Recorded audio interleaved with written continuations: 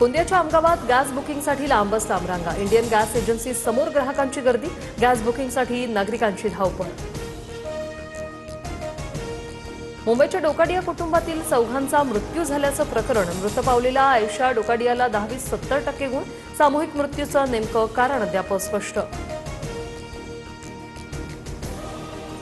नाशिकमध्ये तापमानाचा पारा पुन्हा 40शी पार. असह्य उकाड्याने नागरिक हैराण. पुढील 2 ते 3 दिवस उन्हाच्या तीव्रतेचा सामना करावा लागणार.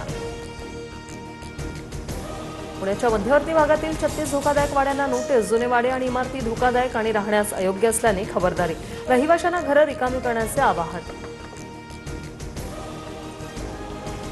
तुळजापुरातील गुन्हेगारी थांबवा, आम्हाला न्याय द्या. मृत कृष्णा रसाळच्या कुटुंबियांची मुख्यमंत्री फडणवीसांकडे साथ. आठवड्याभरापूर्वी कृष्णा रसाळची हत्या. आरोपी अद्यापही मोकाट.